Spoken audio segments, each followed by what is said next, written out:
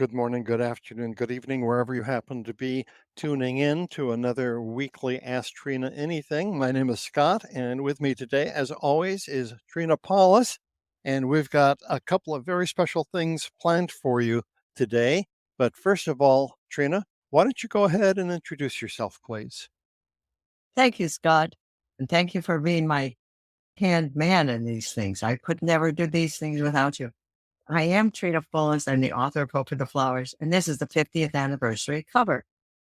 And inside, what's very special about it is the fact that it's not an ordinary paper cover on this. It has all of these wonderful quotes from way back. And so it's a random selection, but I thought you'd like to know it if you ever get a copy. You can order it through my website, hopefortheflowers.com, if you wish. But I'm here today just real excited. A couple of days ago, Scott, I got a phone call from Korea again. I got one about a month ago asking me to be part of a whole effort to keep the dumping from happening of the nuclear wastewater from Fukushima into the Pacific Ocean. And they actually used this video that we said that Scott and I helped make. And they use it in their big rally over there with thousands of people. It's just huge. If you want to see this protest in Seoul, Korea, about the about the dumping. They're trying to stop this major dumping of 1.3 million tons into the Pacific Ocean. Nuclear reactors that were drowned and destroyed in their useful capacity by this huge tsunami that came way inland. And for all this time, they've been leaking a little bit of things. Oh, what do you have there, Scott? Okay, so these are just some real quick pictures from the protest that Thank you. See what so it you is? can Good support.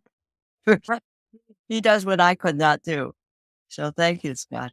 Anyway, it was a very big thing in not only in South Korea, but throughout the Pacific area there because why, Trina? Because it makes everything radioactive. I've not been getting seaweed even from the West Coast. I've been getting it from Maine.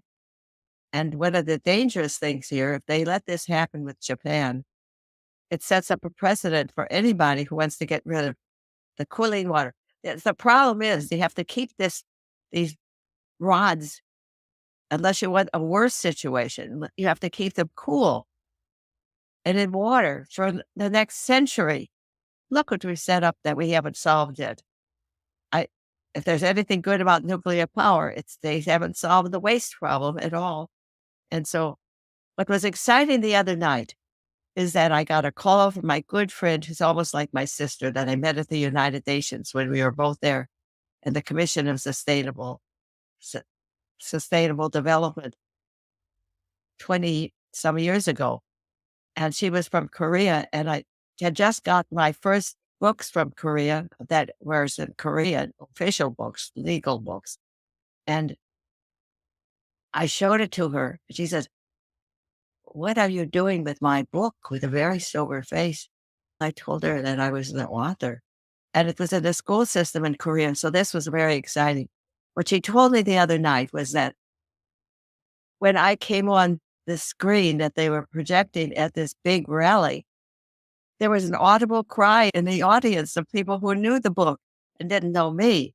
Probably these the most famous. I'm more famous in Korea than I am any place in the world, including here. So that was a thrill for Scott and me and Marisol, who all worked on this project very hard to get that material to South Korea. And we'd like to invite you to, you can go to my website, or you can go to, Scott, are you going to put that up maybe on the screen before we're finished?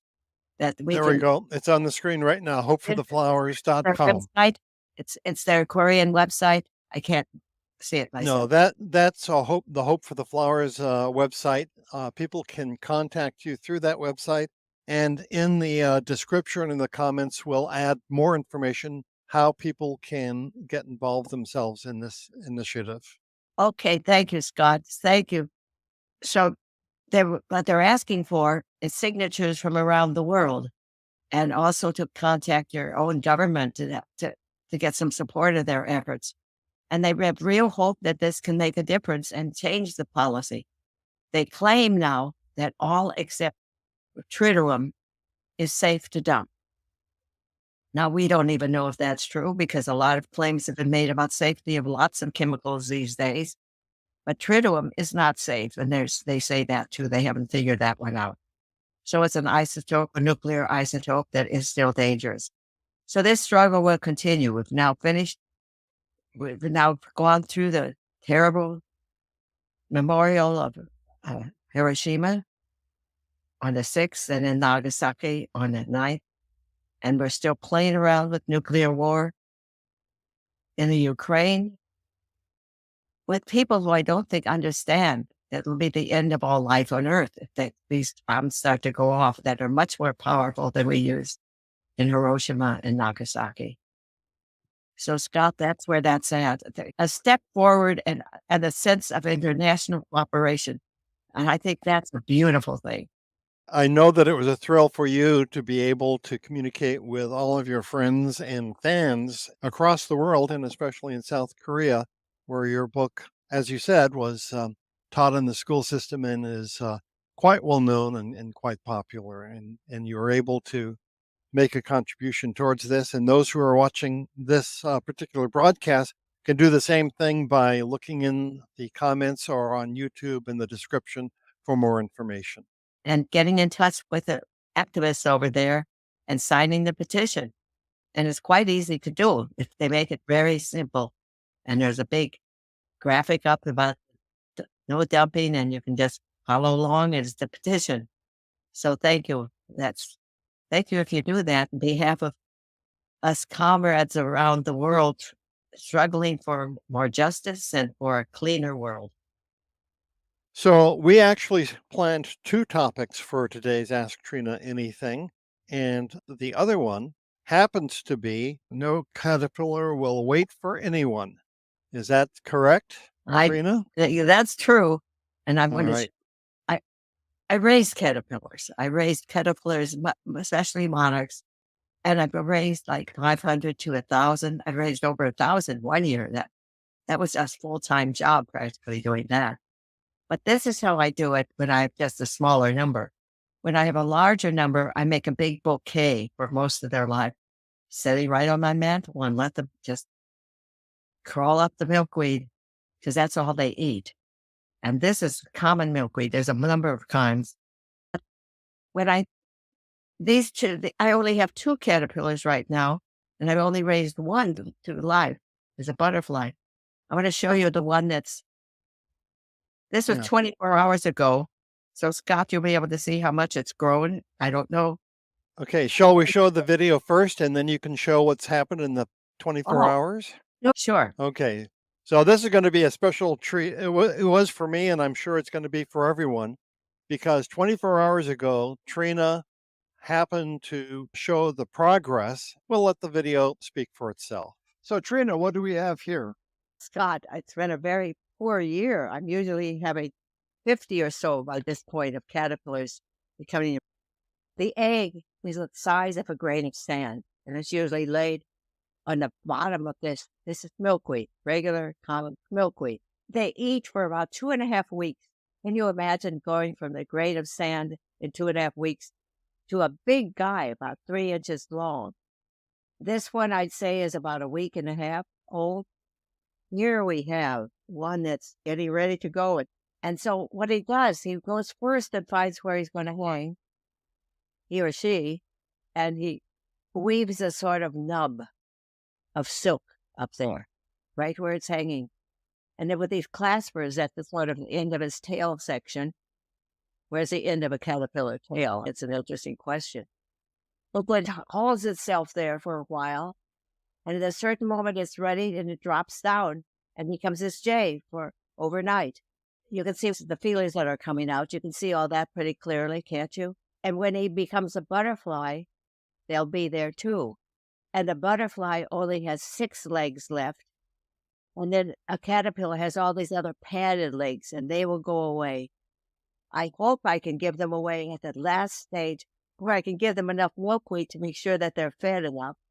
And then people can see this side, and then 12, 16 days later, depending on the temperature, you'll have the chrysalis open up and a new butterfly will come out. So many times children have come up to me when they're grown up and they say, "Oh, you gave me a caterpillar when I was a little kid."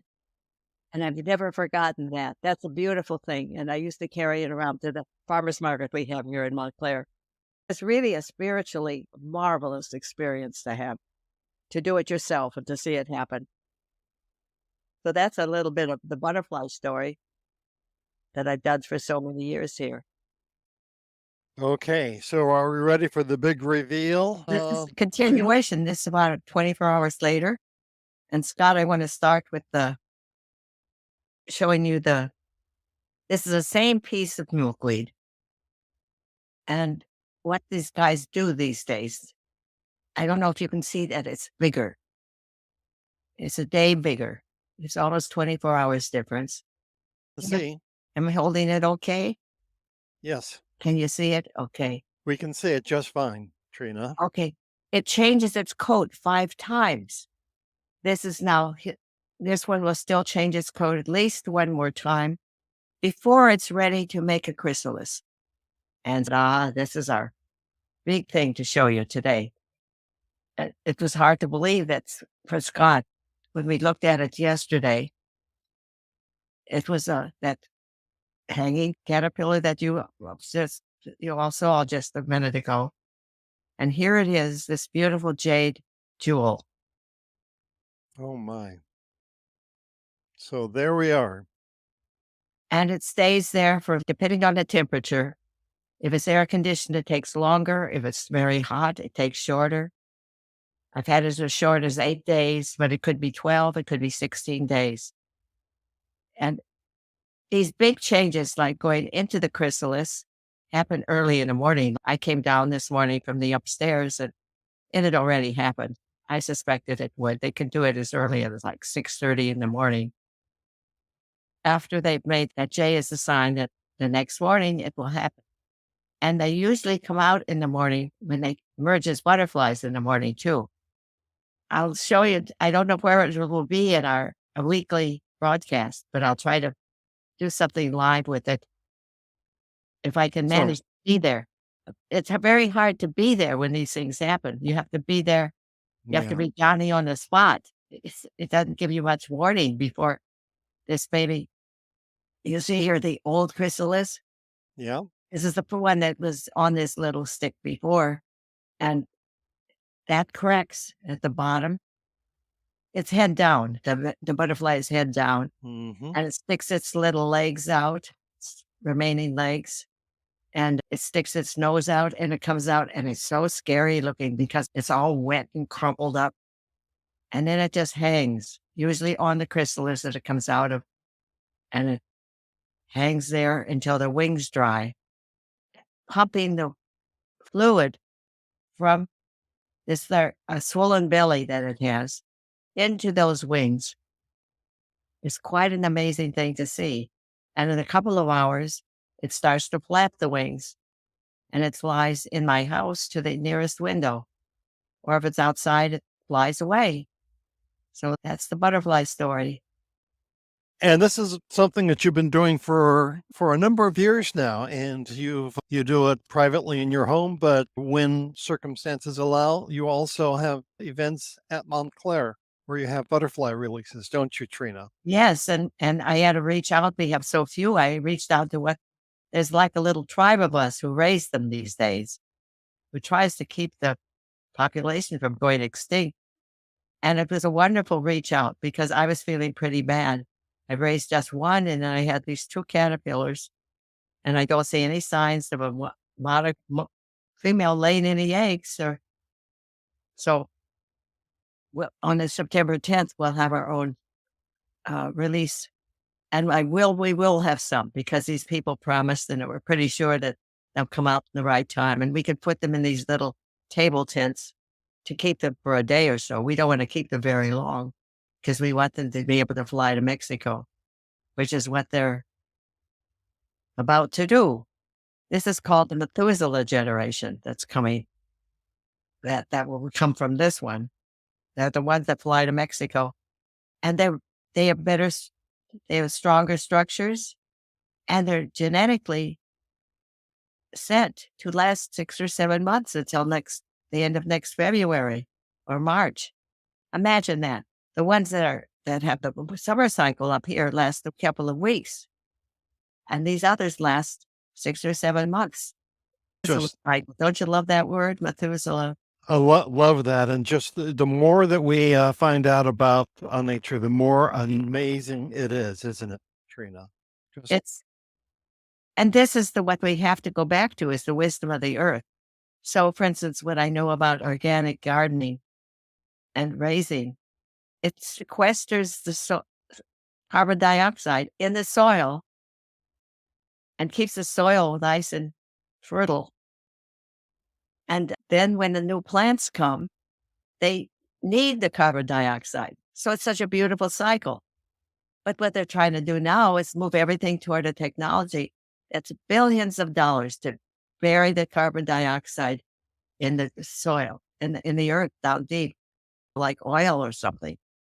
And it's a ridiculous thing. And in the meantime, we have Bill Gates becoming the largest landholder in the United States for farmland.